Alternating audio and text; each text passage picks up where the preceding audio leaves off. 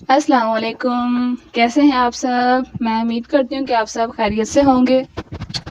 मैं वेलकम करती हूँ आपको आपके अपने चैनल हफीज़ा के किचन में, जिसमें बनते हैं बहुत मज़ेदार खाने जो मज़ेदार होने के साथ साथ बनाने में भी आसान होते। आज मैं बनाने वाली हूँ सूजी का हलवा, जैसे कि शादियों में बनता है। बिल्कुल हलवाई स्टाइल में आज हम हलवा बनाएंगे। इसे बनाना बहुत ही आसान है। तो इसके लिए मैंने यहाँ पर लिया है आधा किलो घी। घी यहाँ पर मेरे पास मेल्टेड फॉर्म में था, तो मैंने यहाँ पर एक बाउल के साथ घी को नाप लिया है। तकरीबन आधा किलो मैं यहाँ पर घी इस्तेमाल कर रही हूँ। घी को थोड़ा सा गर्म होने देंगे। खुशबू के लिए मैं इसमें सब्ज़ी इलायची का इस्तेमाल कर रही हूँ। इसे सब्ज़ी इलायची या छोटी इलायची भी कहा जाता है। सब्ज़ी इलायची से हलवे में खुशबू भी बहुत अच्छी आती है और हलवे का टेस्ट भी बहुत ज़्यादा मज़े का आता है। अगर आप यहाँ पर देसी घी इस्तेमाल करेंगे तो आपको इलायची डालने की ज़रूरत नहीं पड़ेगी, क्योंकि देसी घी की खुद बहुत प्यारी खुशबू आती है। जैसे ही घी थोड़ा सा गर्म होगा, हम इसमें शामिल कर देंगे सूजी। सूजी मैंने यहाँ पर आधा किलो ली है। आधा किलो सूजी के लिए मैंने यहाँ पर आधा किलो ही घी का इस्तेमाल किया है। इस हलवे की मेन बात यही है कि हम इसे ज़्यादा घी में पकाएंगे और इसे अच्छे से भून लेंगे। इससे हमारा हलवा जो है वो बहुत मज़े का बनेगा। तकरीबन मीडियम फ्लेम पर मैं हलवे की भुनाई कर रही हूँ। इसे अच्छे से भून लेंगे। वैसे तो जो हम हलवा बनाते हैं घर में, वो दानेदार नहीं बनता, ज़्यादा मज़े का नहीं बनता। अगर आप मेरे बताए हुए तरीके से हलवा बनाएंगे तो इंशाल्लाह वो दानेदार भी बनेगा और खाने में भी बहुत मज़े का होगा। देखने में भी उसकी शक्ल बहुत प्यारी होगी। और ये मैं बात बार बार करती हूँ कि जो चीज़ देखने में अच्छी होती है वो खाने का भी दिल करता है, और जो चीज़ खुश होकर खाई जाए उसका जायका आपको वैसे ही बड़ा पसंद आता है। अब कुछ लोग होते हैं जिनको मीठा बहुत पसंद होता है, लेकिन वो बैठ के सोचते रहते हैं कि हम क्या बनाएं, क्या कुछ नया ट्राई करें। तो ज़्यादा पैसे लगाने की भी ज़रूरत नहीं है। सिर्फ आप सूजी मंगा लें और आप इस तरीके से हलवा बनाएं। बिल्कुल जैसे शादियों में हलवा बनता है उसी तरीके से ये हलवा बनेगा। यहाँ पर हमारे सूजी की भुनाई जो है वो अच्छे तरीके से हो चुकी है और अल्हम्दुलिल्लाह से पूरे किचन से सूजी की खुशबू आ रही है। यहाँ पर मैंने आधा किलो सूजी ली थी, जिसको मैंने भून लिया है। यहाँ पर आप देख सकते हैं कि सूजी ने घी जो है वो छोड़ दिया है। जब तक सूजी में से घी ना निकलना शुरू हो जाए तब तक हम इसकी भुनाई अच्छे तरीके से करते रहेंगे। लेकिन एक बात याद रहे कि हम चम्मच हिलाते जाएंगे। अगर हमने चम्मच छोड़ दिया तो हमारी सूजी जो है वो जल जाएगी। अब मैं इसमें शामिल कर रही हूँ कुछ मेवे।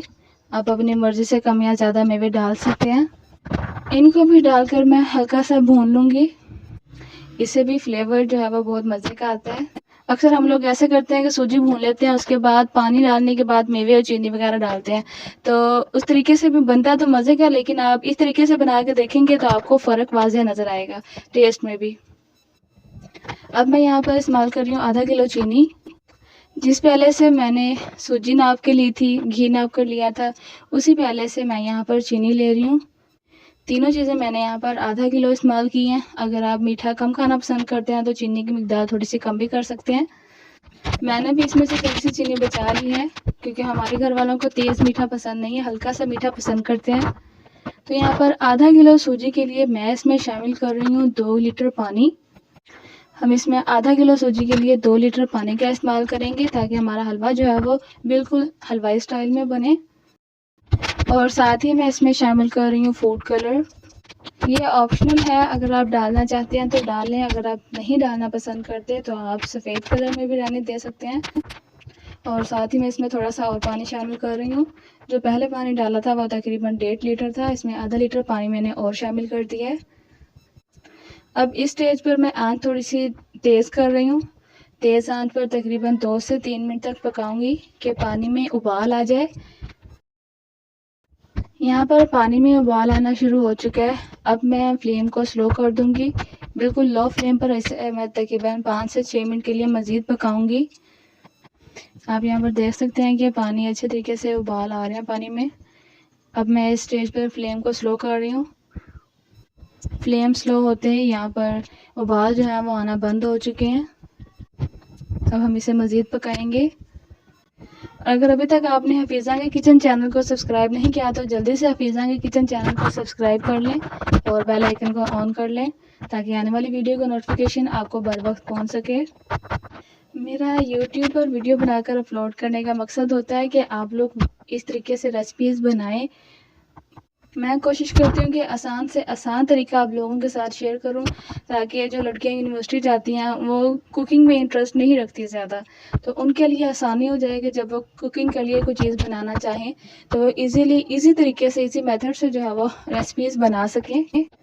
یہاں پہ لو فلیم میں پکانے کے بعد آپ چیک کر سکتے ہیں ہمارا حلوہ جو ہے وہ بن کر تیار ہو گیا ہے ماشاءاللہ سے. جیسے کہ شادیوں میں حلوہ ہم کھاتے ہیں سیم ویسا ہی حلوہ تیار ہوا ہے. اب ہم اسے سرو کریں گے. تو ہمارا مزیدار حلوائی سٹائل میں حلوہ بن کر ریڈی ہو چکا ہے. اب میں اسے ٹیسٹ کر رہی ہوں. ماشاءاللہ سے کتنا دانے دار حلوہ بنا ہمارا. ماشاءاللہ سے بہت مزے کا بنا ہے حلوہ. سیم وہی چیزیں میں نے استعمال کی ہیں جو آپ عام حلوہ بناتے ہوئے استعمال کرتے ہیں، لیکن طریقہ میں نے تھوڑا سا چینج کیا ہے جس کی وجہ سے میرا حلوہ دیکھنے میں بھی ماشاءاللہ پیارا لگ رہا ہے اور کھانے میں بھی اس کا ٹیسٹ بہت اچھا ہے. تو میں نے اس حلوے کے ساتھ کچھ پوڑیاں بنائی ہیں اور الحمدللہ سے آپ پوڑیاں یہاں پر چیک کر سکتے ہیں، بہت سافٹ بنی ہیں جیسے کہ بالکل روٹی ہوتی ہے. تو یہ پوڑیوں کی ریسیپیز میں بہت جلد اپلوڈ کر دوں گی تاکہ جن کو پوڑیاں بناتے ہوئے مشکل ہوتی ہے وہ بھی آسان طریقے سے پوڑیاں بنا سکیں. تو اگر آپ اسے چاہیں اس ریسیپی کو ناشتے میں بھی بنا سکتے ہیں. میری ریسیپی ٹرائی کرنے کے بعد مجھے فیڈ بیک لازمی دیجیے گا. ٹرائی کرنے کا مقصد ہے خود بنا کر چیک کر کے پھر مجھے فیڈ بیک دیجیے گا. تو ملتے ہیں کسی اور ویڈیو میں کسی نئی ریسیپی کے ساتھ. دعاؤں میں یاد رکھیے گا. اللہ حافظ.